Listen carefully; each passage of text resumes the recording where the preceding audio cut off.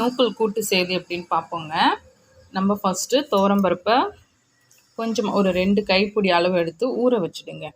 ஊற வச்சுட்டு அதில் வந்து பச்சை மிளகாய் 2 இந்த மாதிரி கீரி போட்டுக்கோங்க. அப்புறம் பூண்டு பல் ஒரு 3 பல் போட்டுக்கோங்க. இது கூட வேறு என்னென்ன சேர்க்கணுன்னா இன்னும் பெருங்காயம் கொஞ்சோண்டு சேர்க்கணும், மஞ்சத்தூள், உப்பு, இது எல்லாம் வெங்காயம் அப்புறம் தக்காளி இது எல்லாமே அரிஞ்சு போகணும். இதில் போட்டுட்டு திரும்ப அதுக்கப்புறமா நம்ம குக்கரில் மாற்றிக்கலாம். இதில் தான் வேக வைக்க போகிறோம். இதில் போட்டு ஒரு 3 விசில் விடுங்க. 3 விசில் விட்டுட்டு அப்புறமா விசில்லாம் போன பிறகு நம்ம தாளிக்கிறது எப்படின்னு பார்ப்போம். சரிங்களா? இப்போ ஃபஸ்ட்டு இந்த ப்ராசஸ்லாம் பார்ப்போம். ஒரு வெங்காயம், ஒரு தக்காளி. நான் இன்றைக்கி வந்து 2 நூடுல்ஸ் யூஸ் பண்ண போகிறேன். ஒன்று ஆஃப்லேயே அரிஞ்சிட்டேன், இன்னும் ஒன்று இருக்குது. இதையும் அரிஞ்சிட்டு 2 நூக்கல் யூஸ் பண்ண போகிறேன், கொஞ்சம் நிறையா வேணுன்றதுக்காக. இது வந்து ஒரு 4 பேர் சாப்பிட்லாம்.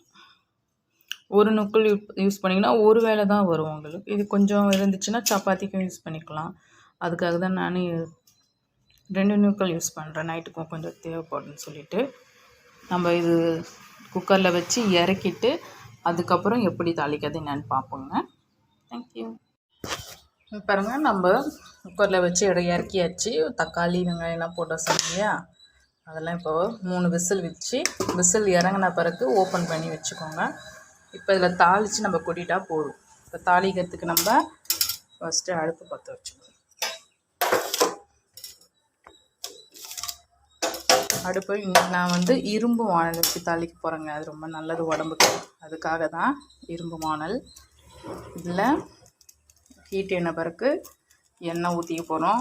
தாளிக்க தேவையான பொருள் என்னென்னு பார்த்துப்போம். அதுக்குள்ளே நமக்கு தாளிக்க தேவை சோம்பு 1 ஸ்பூனு, ஒரே ஒரு காஞ்ச மிளகாய், கொஞ்சோண்டு கருவேப்பிலை, மேலே தூவி விட கொஞ்சோண்டு கொத்தமல்லி, அவ்வளோதாங்க. தாளிப்புக்கு இது இருந்தாலே போதும், நல்லாயிருக்கும். இப்போ வானல் சூடாகிடுச்சு. நமக்கு எண்ணெய் வந்து ஒரு 2 ஸ்பூன் அளவுக்கு ஊற்றிக்கோங்க, போதும். எண்ணெய் ஊற்றிட்டோங்களா, ஃப்ளேம் ஆயில் வச்சுக்கலாம். எண்ணெய் காய கொஞ்சம் வெயிட் பண்ணுங்கள்.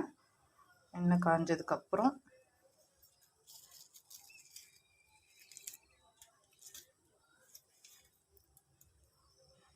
எண்ணெய் சூடு ஏறுது.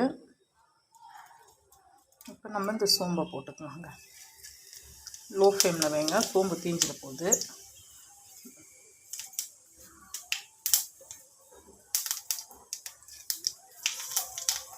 இந்த 1 ஸ்பூன் சோம்பு தாங்க போடுறேன்.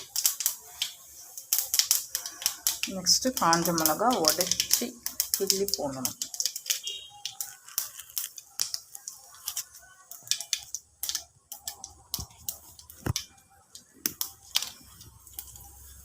கிள்ளி போடுங்க.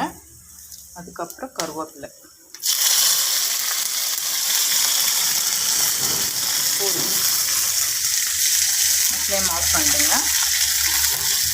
இப்போ இதை எடுத்து இதை ஊற்றி கிளறி லைட்டாக அடுப்பில் வச்சியும் நம்ம செய்யலாம், இல்லை இதிலே விட்டுடலான்னு விட்டுடலாம். ஒரு கிளறி சரிங்களா?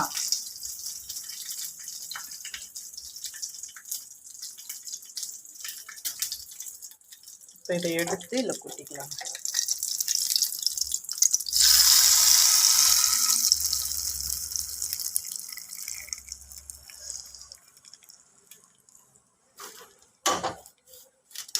அவ்வளோதாங்க, நம்மளோட கூட்டு ரெடி. இந்த வெயில் டைமுக்கு காரம் இல்லாமல் இந்த மாதிரி சாப்பிட்லாங்க. வாரத்தில் 1 நாள் கூட நீங்கள் இந்த டிஷ்ஷை செஞ்சு சாப்பிட்லாம். இதான் எங்கள் லஞ்சுக்கு. இதே போதும், நீங்களும் டேஸ்ட் பண்ணி பாருங்கள், ரொம்ப நல்லாயிருக்கும். தாளித்து ஊற்றிட்டு அதே போதும் சொன்னேன். எனக்கு என்னமோ ஒரு வாட்டி சும்மா லைட்டாக கொதிக்க வைக்கலாம், நல்லா அப்போ தான் மிக்ஸ் ஆகும் அந்த தாளிப்பதுக்காக. லைட்டாக கொதிக்க வச்சு மேலே அந்த கொத்தமல்லி போட்டுக்கோங்க. சும்மா ஒரு கொதி, அவ்வளோதான். ஒரு கொதி வந்துட்டால் போதும், நம்ம ஆஃப் பண்ணி வேண்டியது தான். செஞ்சிட்டோன்னா நம்ம தாளிப்பு வந்து எல்லாம் நல்லா மிக்ஸ் ஆகி அந்த ஸ்மெல் நல்லாயிருக்கும். பெருஞ்சீரகம் போட்டு தாளிச்சிருக்கோம் இல்லையா, அந்த ஸ்மெல் ரொம்ப நல்லாயிருக்கும். சாப்பிடும்போது இன்னும் வாசனையும் நல்லாயிருக்கும். அதுக்காக தான் சின்னதாக ஒரு கொதி வச்சுருக்கேன். டேஸ்ட் பண்ணி பாருங்கள்.